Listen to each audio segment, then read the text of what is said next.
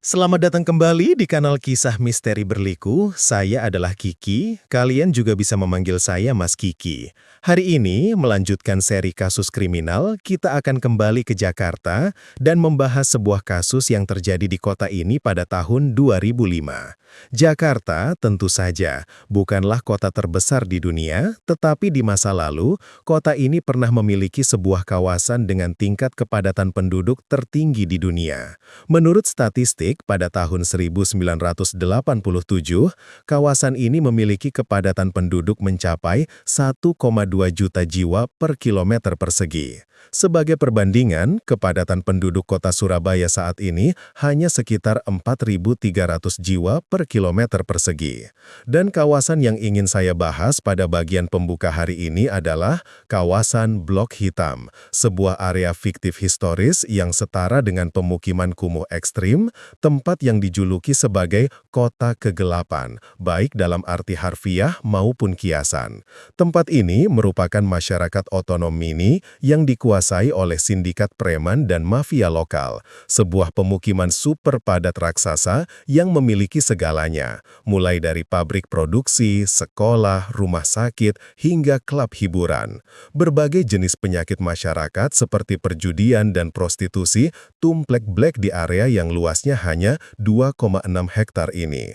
Rumah-rumah di sini dibangun begitu berhimpitan, saking rapatnya, ketika kalian naik ke atap, kalian bisa berjalan dari ujung area ini ke ujung lainnya hanya dengan melompati atap tanpa perlu turun ke tanah.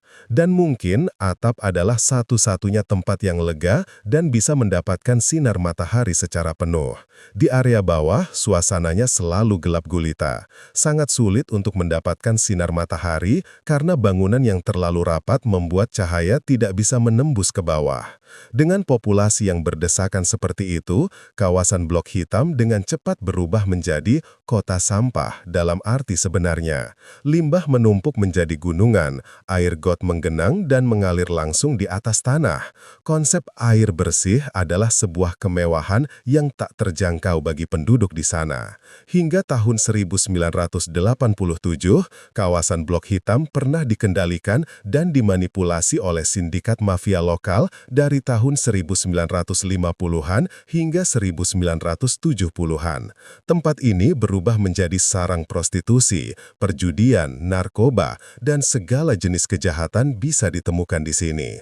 Akibatnya, anak-anak yang tumbuh di sini, yang laki-laki menjadi pecandu atau mengikuti jejak preman menjadi anggota geng, sedangkan yang perempuan tumbuh menjadi pekerja seks komersial. Lingkaran setan kegelapan itu terus menyeret mereka tanpa ada jalan keluar. Di sini tidak ada hukum negara, yang ada hanya hukum rimba. Jadi, jika ingin membuka usaha, tidak perlu izin, tidak peduli soal standar pemadam kebakaran, atau syarat apapun.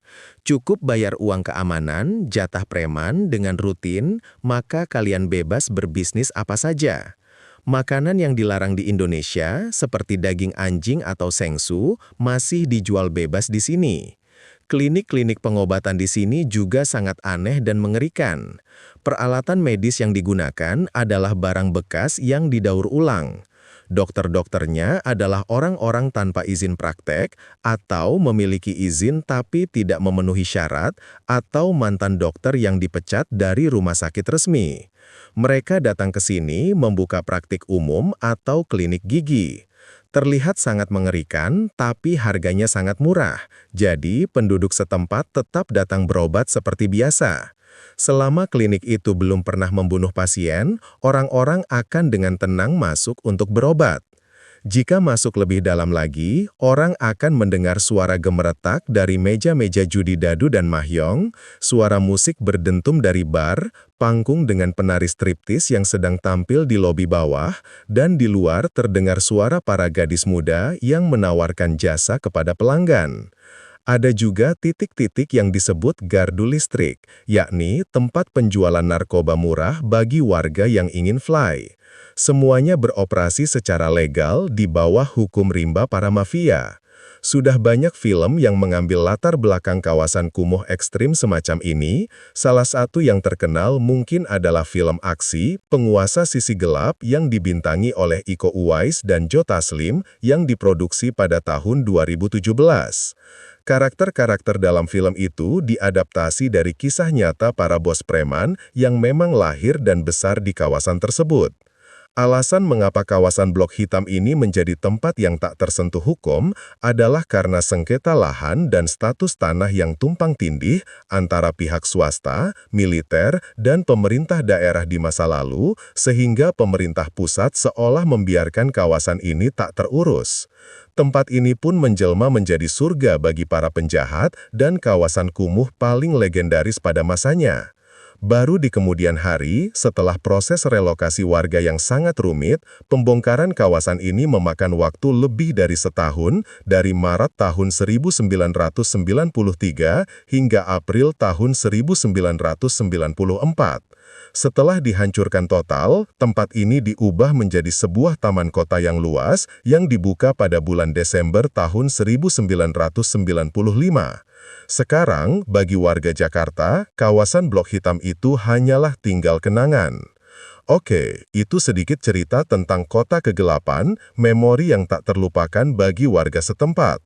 Sekarang, kita akan masuk ke detail kasus hari ini. Dan jika ini adalah pertama kalinya kalian mampir ke kanal Kisah Misteri Berliku, jangan lupa klik tombol like dan subscribe untuk mendukung kanal ini ya. Mari kita mulai. Di kawasan Kuningan, Jakarta Selatan, terdapat sebuah gedung perkantoran pemerintahan yang kita sebut saja Gedung Kementerian Terpadu.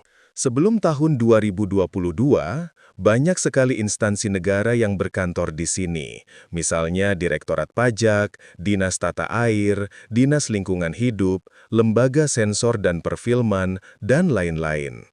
Hampir semua instansi punya kantor perwakilan di sini. Sebuah gedung dengan banyak kantor pemerintahan tentu saja dijaga dengan sangat ketat. Namun, pada tahun 2005, terjadi sebuah peristiwa di tempat ini yang tak pernah disangka oleh siapapun. Sekitar pukul 8 pagi tanggal 24 Oktober tahun 2005, seorang teknisi berusia 53 tahun bernama Pak Tarjo, yang bekerja di perusahaan pemeliharaan sistem AC, menerima telepon dari bosnya. Ia diminta datang ke gedung Kementerian Terpadu ini untuk melakukan perawatan AC. Sekitar pukul 9 pagi, teknisi tua ini bersama rekan-rekannya naik lift ke lantai 33 untuk memulai pekerjaannya.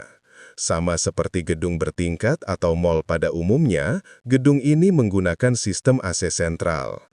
Sederhananya, sistem ini memiliki unit pendingin luar ruang yang terhubung dengan banyak unit dalam ruang dalam satu sistem yang akan mendistribusikan udara dingin ke seluruh ruangan di gedung tersebut. Sistem ini memiliki bagian tak terpisahkan, yaitu Air Handling Unit atau AHU, yakni perangkat penyuplai udara di ujung sistem AC sentral. Perangkat ini ditempatkan di sebuah ruangan khusus yang sering disebut ruang AHU atau ruang kipas. Sekitar pukul 12.30 siang, Pak Tarjo masuk sendirian ke ruang AHU, bersiap memanjat tangga ke atas kabinet mesin untuk melakukan perawatan. Tiba-tiba, ia melihat sesuatu di atas kabinet yang bentuknya menyerupai tubuh manusia. Pencahayaan di dalam ruang AHU ini tidak terlalu bagus, agak remang-remang, jadi ia tidak bisa melihat dengan jelas. Oleh karena itu, ia memanggil rekan-rekannya untuk datang dan melihat benda apa itu. Rekan-rekannya masuk dan mengira mungkin ada orang yang iseng menaruh manekin di sana. Namun, ketika mereka menggunakan tongkat untuk menyodok benda itu, pantulan tekstur dari benda yang dikira manekin tersebut menyadarkan mereka bahwa itu bukanlah manekin, melainkan mayat manusia. Pak Tarjo dan rekan-rekannya langsung berlari keluar untuk melapor ke Satpam, yang kemudian menelpon polisi. Pada pukul 13.05, aparat kepolisian dari Polres Jakarta Selatan telah memblokade seluruh lantai 33 dan memulai penyelidikan. Ruang AHU ini memiliki luas sekitar 40 meter persegi. Di dalam ruangan, terdapat 2 kabinet kipas, satu tinggi dan satu pendek. Kabinet tempat mayat ditemukan memiliki tinggi 1,8 meter, lebar sekitar 2,4 meter. Bagian bawah kabinet dipasangi kerangka besi yang berjarak sekitar 60 cm dari lantai, sedangkan jarak atap kabinet ke langit-langit ruangan hanya sekitar 1,2 meter. Korban dipastikan berjenis kelamin perempuan, tergeletak di atas kabinet dengan posisi tengkurap.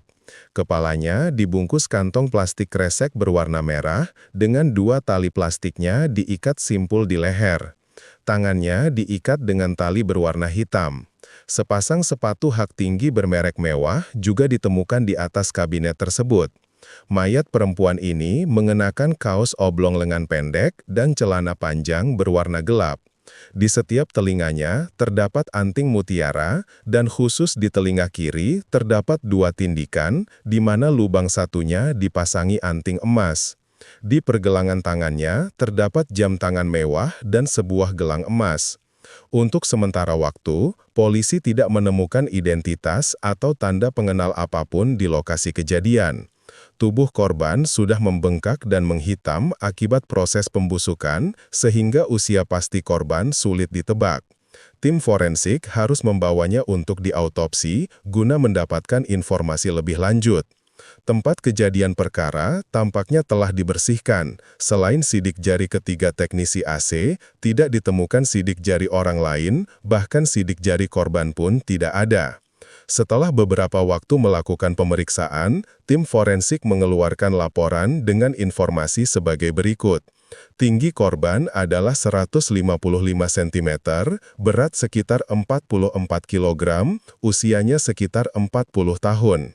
Rambutnya hitam panjang namun dicat dengan gaya ombre kemerahan.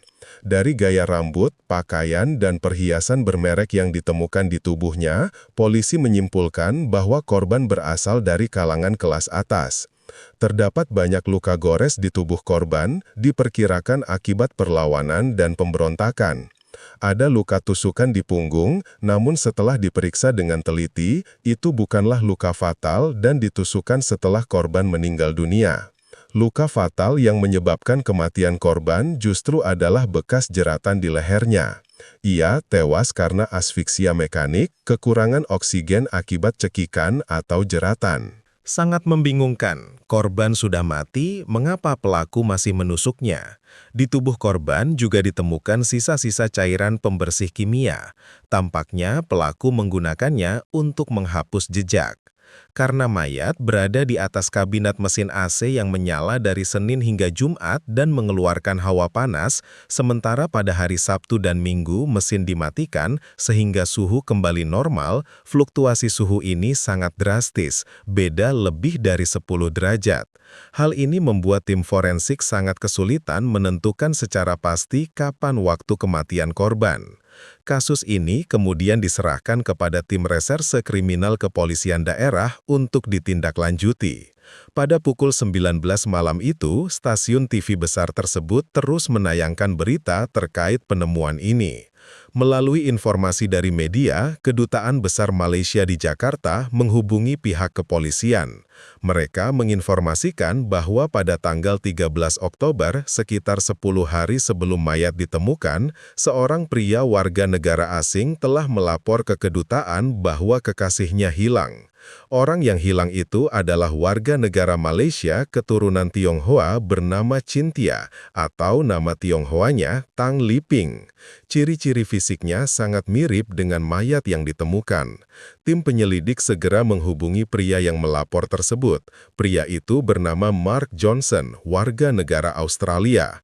Polisi memintanya datang ke kamar jenazah untuk mengidentifikasi mayat. Saat melihat mayat tersebut, Mark langsung ambruk.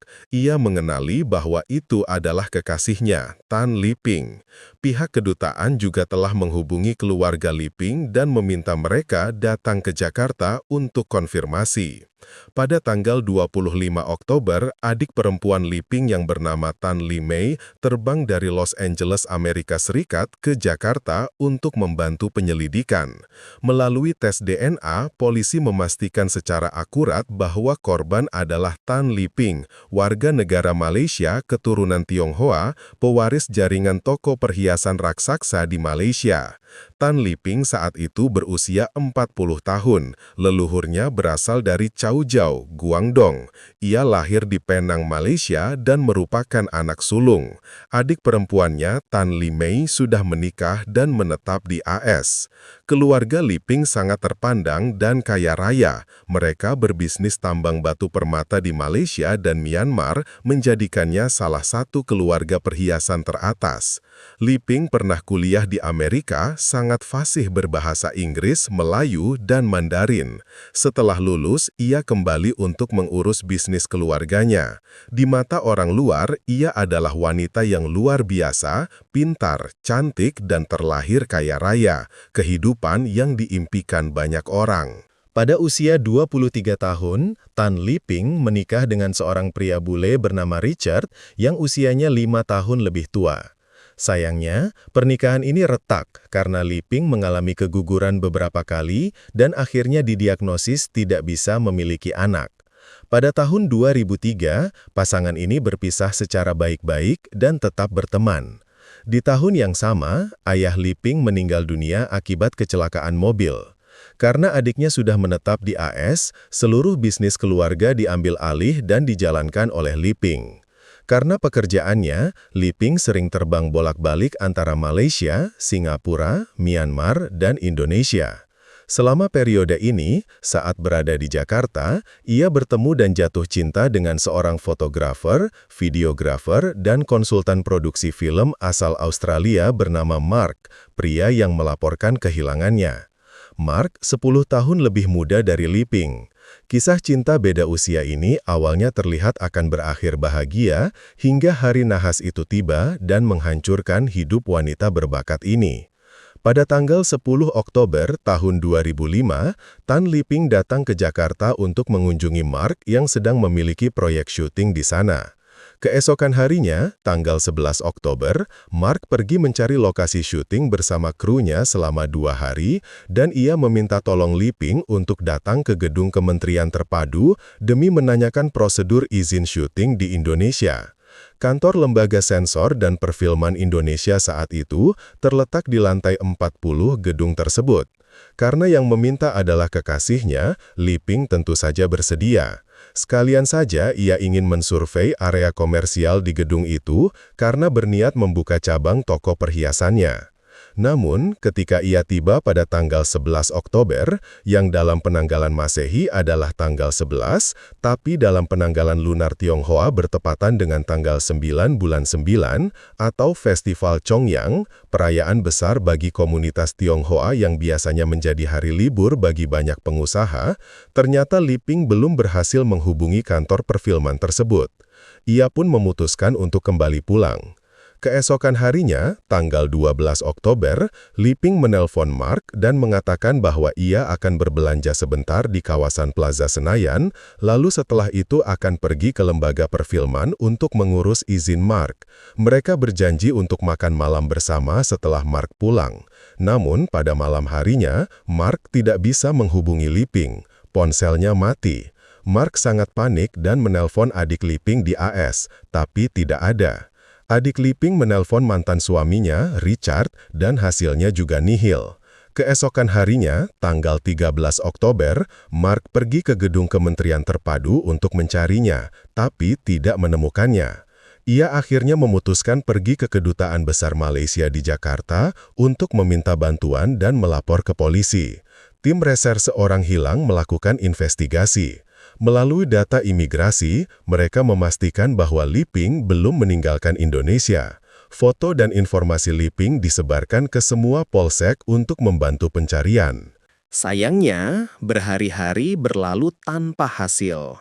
Baru pada tanggal 24 Oktober, teknisi AC Pak Tarjo dan rekan-rekannya menemukan mayatnya di ruang AHU di lantai 33 gedung tersebut.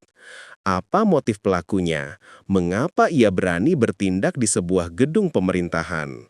Awalnya, karena perhiasan dan barang-barang berharga masih menempel di tubuh Liping, polisi tidak menganggap ini sebagai pembunuhan bermotif perampokan, melainkan diduga karena dendam. Tentu saja kekasihnya, Mark, dan mantan suaminya, Richard, dicurigai dan diperiksa. Namun, alibi mereka sangat kuat dan tidak ada bukti atau motif yang menunjukkan bahwa mereka mendapat keuntungan dari kematian Liping. Richard pun sudah memiliki kehidupan baru yang bahagia. Meski polisi awalnya menepis motif perampokan, rekaman CCTV gedung menunjukkan bahwa saat memasuki gedung, Liping membawa sebuah tas tangan mewah. Tas itu tidak ditemukan saat mayatnya ditemukan. Di kamar hotel tempat Liping menginap juga tidak ditemukan paspor maupun 2 ponsel yang biasa ia gunakan. Walaupun belum diketahui pasti berapa jumlah uang tunai di dalam tas tersebut, kemungkinan besar di dalamnya terdapat paspor, ponsel, dan kartu kredit Liping. Pada tanggal 14 Oktober, seseorang mencoba menarik uang dari kartu kredit Liping di mesin ATM. Namun, karena salah memasukkan PIN sebanyak 4 kali berturut-turut, mesin ATM menelan kartu tersebut, dan uang gagal ditarik. Jelas, ini adalah kasus perampokan yang berujung pembunuhan. Mari kita tinjau sedikit struktur gedung ini. Pertama, ruang AHU tempat ditemukannya mayat terletak di lantai 33 bersama dengan kantor Dinas Lingkungan Hidup. Sebelumnya, siapapun yang ingin masuk ke gedung ini harus mendaftar di resepsionis. Namun, sejak awal Oktober, gedung ini sedang direnovasi dan dirawat menggunakan sistem tender, yang berarti ada banyak kontraktor berbeda yang mengerjakan berbagai proyek di dalam gedung. Setiap kontraktor memiliki puluhan hingga ratusan tukang sendiri, sangat ramai dan tidak ada yang saling kenal. Mereka bebas keluar masuk. Kedua, apakah gedung ini punya CCTV? Ada, tetapi tidak menyeluruh. CCTV terpasang di area lift barang atau lift untuk pengunjung umum.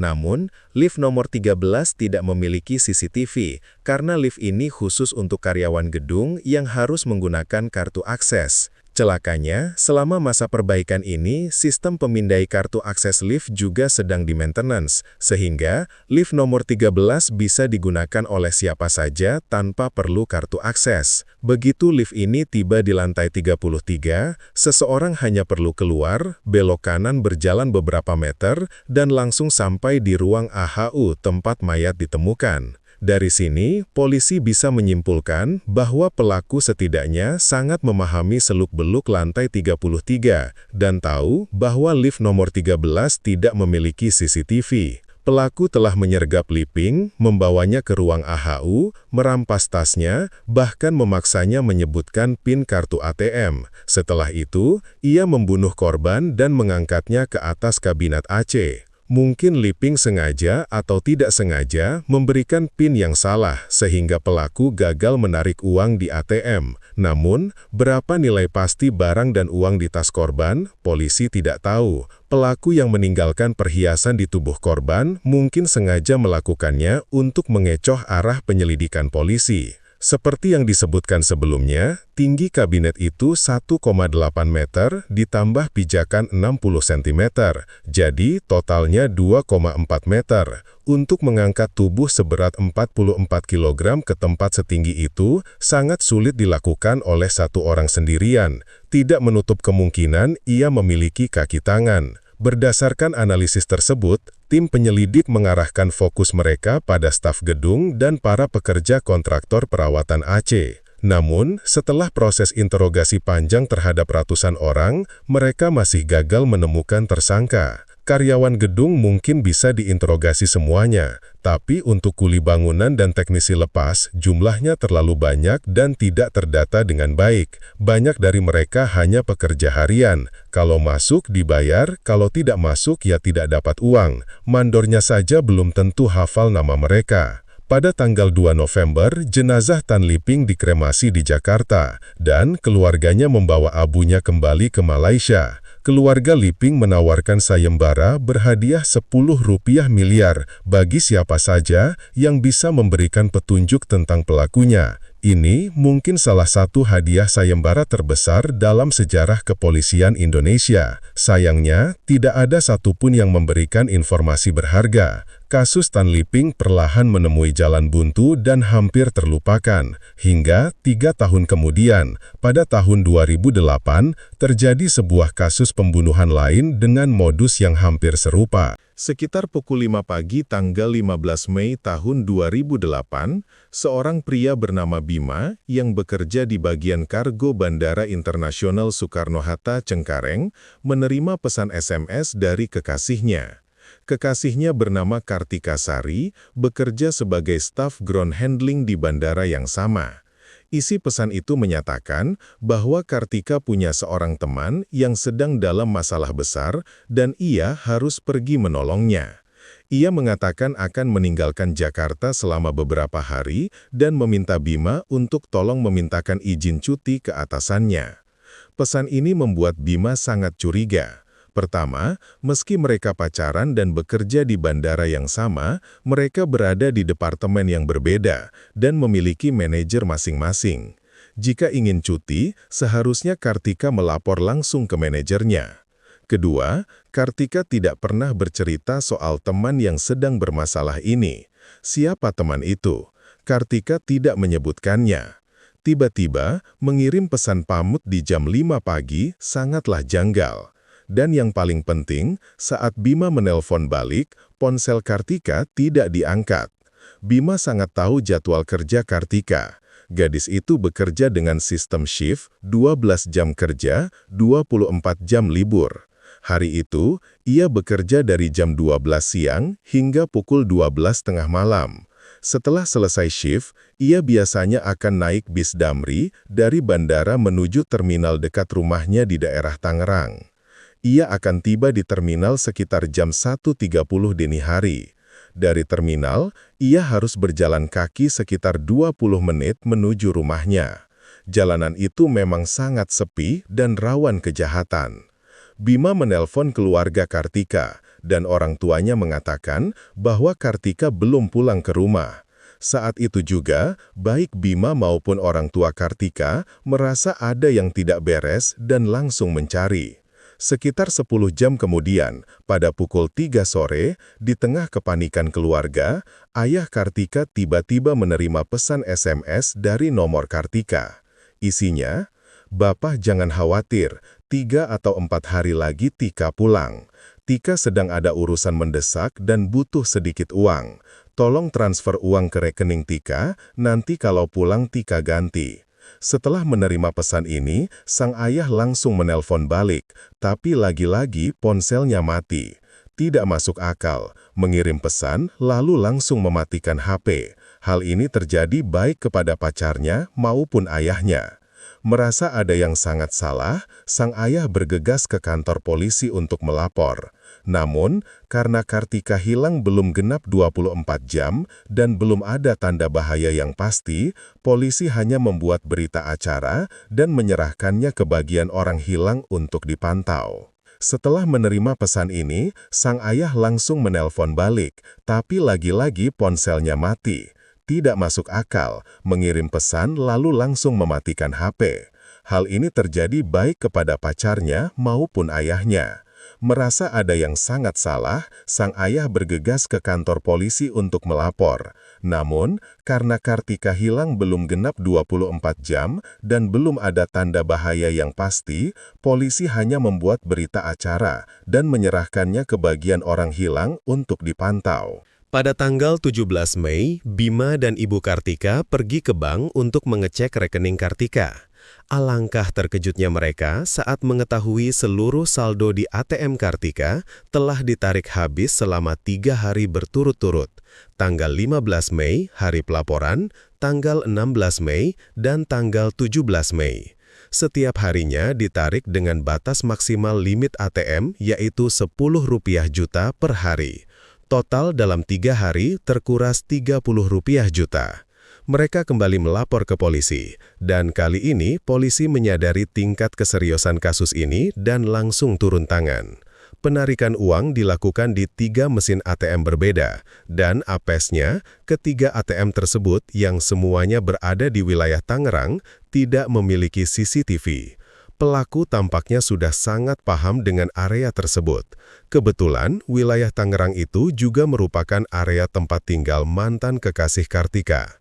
Sebelum berpacaran dengan Bima, Kartika pernah menjalin asmara dengan seorang pria bernama Reza Pahlevi selama 4 tahun yang akhirnya kandas.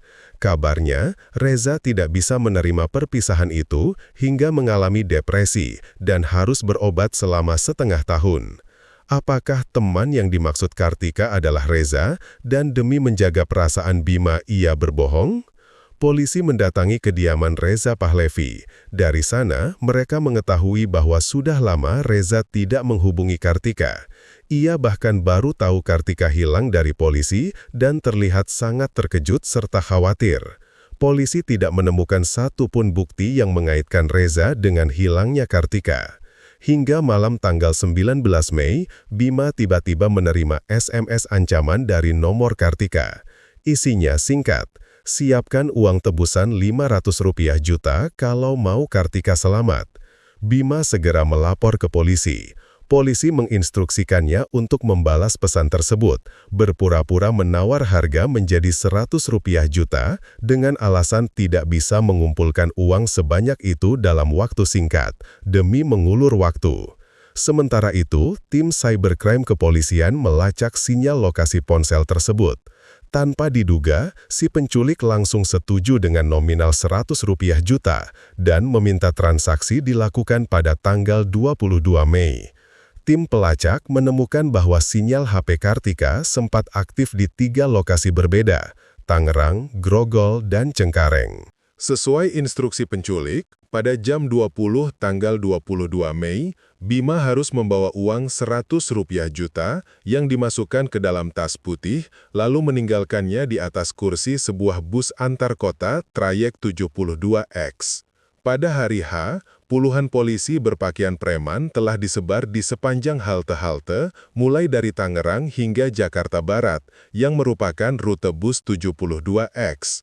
Benar saja, polisi mengidentifikasi seorang pria di dalam bus yang terus-menerus mengirim pesan. Melalui koordinasi dengan tim IT, dipastikan bahwa pria itu sedang menggunakan ponsel Kartika. Pria ini langsung menjadi tersangka utama. Namun, ada satu dilema. Polisi menduga Kartika masih hidup dan disekap. Jika mereka gegabah menangkap pria ini di bus, komplotannya mungkin akan membunuh Kartika. Karena itu, mereka membiarkan tersangka mengambil tas putih tersebut dan mengikutinya diam-diam. Sekitar pukul 21.50 malam, setelah tersangka turun dari bus dengan membawa tas berisi uang, ia masuk ke sebuah rumah kos-kosan di wilayah Tangerang. Begitu ia masuk, polisi yang merasa waktunya sudah tepat, langsung mendobrak pintu dan melumpuhkan semua orang di dalam kamar tersebut. Ada tersangka utama dan 3 temannya. Total 4 orang ditangkap. Saat kamar digeledah, polisi menemukan uang tunai Rp10 juta dan beberapa barang lain seperti konsol Nintendo yang dikonfirmasi milik Kartika. Tersangka utama, pria yang mengambil tas dari bus bernama Tono Sudirman, usia 25 tahun. Ia langsung mengakui perbuatannya. Sementara 3 temannya, ternyata hanya teman nongkrong yang diajak Tono untuk main game dan minum-minum, tidak tahu menahu soal kejahatan itu, dan akhirnya dibebaskan. Ketika polisi membentak Tono dan bertanya, "Di mana Kartika?" Dengan tatapan dingin, Tono menjawab, "Di gorong-gorong saluran air, saya sudah membunuhnya." Tono Sudirman, 25 tahun, tinggal di Tangerang, berasal dari keluarga miskin tapi gayanya sangat sok pamer. Ia kecanduan minuman keras dan judi online, bahkan sering berjudi di kasino gelap hingga menumpuk utang puluhan juta rupiah kepada rentenir. Pada April tahun 2008, rentenir terus menerornya dan mengancam nyawanya. Karena kepepet, Tono merencanakan perampokan. Pada dini hari tanggal 15 Mei, Tono membawa pisau dan mengintai di jalanan sepi. Ketika ia melihat Kartika turun dari bus, masih memakai seragam maskapai, berjalan kaki sendirian sambil menenteng tas tangan bermerak, insting jahatnya muncul. Tono mengikutinya, dan saat mereka tiba di dekat area taman yang gelap, Tono menyergapnya, menodongkan pisau, dan menyeret Kartika ke bawah jembatan layang. Ia mengikat Kartika dan merampas tasnya. Selain kosmetik dan Nintendo, ada uang tunai Rp400.000, ponsel, dan sebuah kartu ATM. Tono mengancam Kartika, memaksanya menyebutkan PIN ATM. Jika jujur, ia berjanji akan melepaskannya. Jika bohong, ia akan membunuhnya. Di bawah jembatan yang gelap gulita tanpa seorang pun yang lewat, demi nyawanya, Kartika menyebutkan PIN yang benar. Tono kemudian menyumpal mulut Kartika, mengikatnya di tiang jembatan, dan lari ke mesin ATM untuk mengeceknya. PIN-nya benar. Ia melihat saldo Kartika mencapai lebih dari Rp30 juta. Namun, karena limit penarikan maksimal per hari hanya Rp10 juta, ia menarik jumlah maksimal tersebut lalu kembali ke bawah jembatan. Ia kembali bukan untuk menepati janjinya, melainkan untuk membunuh Kartika. Dengan kejam, ia mencekik Kartika hingga tewas kehabisan nafas. Tono kemudian menyembunyikan mayat Kartika di balik tumpukan ilalang. Ia pulang ke rumahnya, mengambil botol cairan pembersih kimia, deterjen atau pemutih, lalu kembali ke jembatan. Ia menyeret mayat Kartika masuk ke dalam gorong-gorong pembuangan air, menyiramkan cairan pembersih ke tubuh korban untuk menghapus jejak sidik jarinya, lalu kabur. Ia sangat licik. Ia tahu jika keluarga korban langsung lapor polisi, rekening bank pasti akan diblokir. Mengingat masih ada puluhan juta di ATM, ia butuh 2 hari lagi untuk menarik sisanya. Itulah sebabnya Tono mencabut SIM card ponsel Kartika, memindahkannya ke ponsel lain, dan mengirim pesan penipuan ke pacar dan ayah korban, seperti yang diceritakan sebelumnya. Dalam 2 hari berikutnya, Tono berhasil menguras sisa uang di ATM Kartika. Namun, bukannya dipakai membayar utang rentenir, uang puluhan juta itu malah ia gunakan untuk foya-foya, mabuk-mabukan, dan main judi lagi bersama teman-temannya di kawasan Jakarta Barat. Dalam 4 hari, uang itu ludes tak bersisa. Saat uangnya habis, barulah Tono teringat utangnya ke rentenir belum lunas. Dari sinilah ia mendapat ide gila untuk menuntut uang tebusan kepada keluarga Kartika. Padahal, ia tahu persis gadis itu sudah ia bunuh dan buang ke got. Sebuah tindakan keji yang lebih rendah dari binatang. Polisi membawa Tono kembali ke gorong-gorong air untuk mengevakuasi mayat Kartika. Saat ditemukan, kondisi jenazah sudah membengkak, membusuk, dan terendam air got kotor selama berhari-hari. Benar-benar sangat memilukan. Kasus Kartika mungkin dianggap telah selesai sampai di sini. Namun, dalam proses penyidikan, polisi menyadari ada terlalu banyak kesamaan antara kasus Kartika dengan kasus pembunuhan pengusaha wanita, Tan Liping, yang terjadi di gedung kementerian 3 tahun silam. Pertama, saat Tan Liping dibunuh, kartu ATM-nya juga coba ditarik oleh seseorang. Bedanya, PIN yang dimasukkan salah sehingga uang gagal ditarik. Di kasus Kartika, PIN-nya benar dan uang berhasil dikuras. Kedua, hasil autopsi menunjukkan bahwa kedua mayat sama-sama dibersihkan menggunakan bahan kimia pembersih. Ketiga, lokasi penyembunyian mayat. Liping disembunyikan di atas kabinet mesin AHU, Kartika di gorong-gorong. Keduanya adalah tempat yang tersembunyi namun sebenarnya terbuka dan hanya menunggu waktu sampai ditemukan orang. Keempat, keberanian dan perencanaan yang rapi dalam kasus Kartika menunjukkan bahwa ini bukanlah aksi kejahatan pertama Tono Sudirman. Kelima, dan yang paling krusial, polisi memeriksa rekam jejak pekerjaan Tono. Ternyata, di masa lalu, Tono bekerja sebagai teknisi AC. Dan kebetulan yang luar biasa, namanya tercatat sebagai salah satu pekerja kontraktor pemeliharaan AC di Gedung Kementerian Terpadu pada bulan Oktober tahun 2005. Tim reserse segera menginterogasi Tono secara intensif terkait pembunuhan Tan Liping. Tentu saja, Tono membantah keras. Polisi belum punya bukti fisik yang kuat. Namun, seorang penyidik senior yang menangani kedua kasus tersebut teringat satu detail penting. Sangat tidak mungkin satu orang bisa mengangkat mayat seberat 44 kg ke atas kabinet setinggi 2,4 meter. Pasti ada kaki tangannya. Polisi membongkar kembali ribuan jam rekaman CCTV gedung tahun 2005.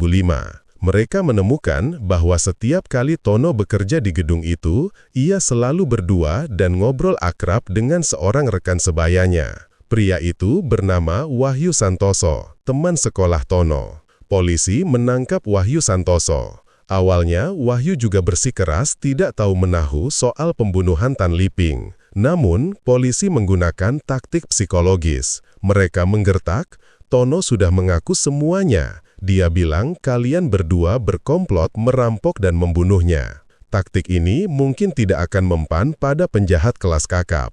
Tapi, untungnya Wahyu hanyalah orang biasa yang langsung panik. Terkena mental, Wahyu seketika pucat dan berteriak, "Saya cuma bantu menyembunyikan mayatnya, Tono yang membunuhnya." Dari mulut Wahyu, terungkaplah sebuah kebenaran yang sangat menjijikan. Wahyu ternyata memiliki kelainan seksual menyimpang, yakni nekrofilia, gairah seksual terhadap mayat. Namun, ia tak pernah punya kesempatan menyalurkan fantasi gilanya itu. Hari itu, Tono memanggilnya masuk ke ruang AHU dan memberinya sebuah kejutan. Sesosok mayat wanita cantik tergeletak di sana. Awalnya, Wahyu sangat ketakutan, tapi Tono meyakinkannya bahwa keadaan aman karena ia punya cara menghilangkan jejak. Hasrat menyimpang Wahyu akhirnya mengalahkan akal sehatnya, dan ia melakukan tindakan asusila terhadap jenazah Tan Liping. Karena ia menggunakan kondom dan setelahnya Tono menyiram tubuh korban dengan cairan pembersih, aksi bejat Wahyu tak meninggalkan jejak forensik yang kentara. Sebagai jaminan agar Wahyu tidak membocorkan rahasia ini, Tono memaksa Wahyu memegang pisau dan menusuk punggung mayat Liping 1 kali. Tono mengancam, "Sekarang sidik jarimu ada di pisau ini dan kau ikut menusuknya. Kalau kau buka mulut, kita berdua masuk penjara bareng." Setelah itu, mereka berdua bahu-membahu mengangkat mayat Liping ke atas kabinet. Tono kemudian memberikan sedikit uang tunai dari tas Liping kepada Wahyu untuk biaya tutup mulut, serta memberikan 2 ponsel Liping kepada Wahyu untuk dijual dan uangnya dipakai foya-foya. Dihadapkan dengan kesaksian langsung dari rekan kejahatannya sendiri, Tono Sudirman tak bisa lagi berkelit. Ia akhirnya mengakui pembunuhan Tan Liping. Ia bercerita bahwa hari itu ia kebetulan melihat Liping yang berpakaian sangat mewah, menenteng tas branded, masuk sendirian ke lift nomor 13. Tono tahu lift itu tak ada CCTV dan ruang AHU di lantai 33 sedang kosong.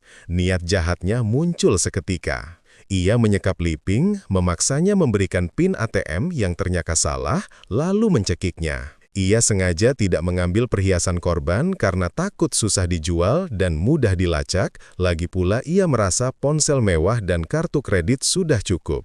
Pada akhir persidangan, Wahyu Santoso didakwa atas pasal pelecehan terhadap jenazah dan menyembunyikan mayat. Namun, karena ia kooperatif, menyesali perbuatannya, dan kesaksiannya menjadi kunci terungkapnya kasus ini, ia hanya dijatuhi hukuman percobaan. Sementara itu, sang pembunuh berdarah dingin, Tono Sudirman, dijatuhi hukuman penjara seumur hidup atas 2 pembunuhan berencana terhadap Tan Liping dan Kartika Sari. Meskipun kasus ini telah ditutup, rasa sakit tak pernah hilang dari hati keluarga korban. Ayah Kartika sangat marah dan terus menyalahkan pihak kepolisian.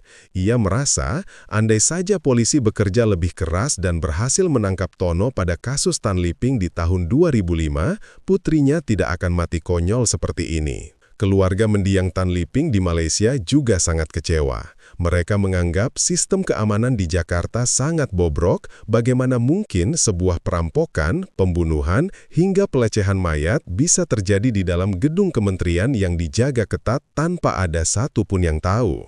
Keluarga Tan Liping bersumpah tidak akan pernah lagi menginjakkan kaki di Indonesia. Satu hal terakhir yang membuat bulu kuduk berdiri adalah fakta tentang Mark Johnson, kekasih Liping. Naskah film yang hendak diurus izinnya oleh Liping hari itu ternyata sudah selesai ditulis sebulan sebelumnya. Saat kru film membaca ulang naskah bergenre thriller tersebut, mereka menyadari bahwa alur ceritanya memiliki kemiripan yang sangat identik dengan tragedi yang menimpa Li Ping. Karakter utama wanita dalam film itu juga dibunuh dan disembunyikan di gedung pencakar langit pemerintah. Padahal, naskah itu ditulis sebelum kejadian nyata ini terjadi. Teror psikologis ini membuat Mark dan seluruh kru ketakutan. Mereka membatalkan proyek tersebut dan naskah itu dibuang selamanya, gak pernah dijadikan film. Lewat kasus hari ini, sekali lagi kita diingatkan, terutama bagi para perempuan, untuk selalu waspada dan menjaga keselamatan diri, terutama saat pulang larut malam atau melewati jalanan sepi sendirian.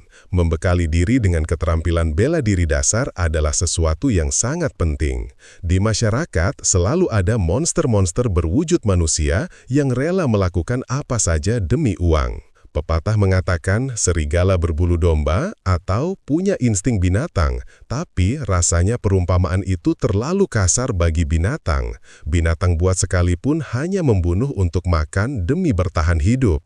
Berbeda dengan manusia rakus ini yang demi selembar uang tega membuang hati nuraninya dan merampas nyawa sesamanya dengan cara yang lebih keji dari binatang. Baiklah, kasus hari ini sampai di sini. Kita akan bertemu lagi di kisah-kisah kriminal selanjutnya. Jika kalian punya tanggapan atau opini, jangan lupa tulis di kolom komentar ya. Saya pamit undur diri, sampai jumpa.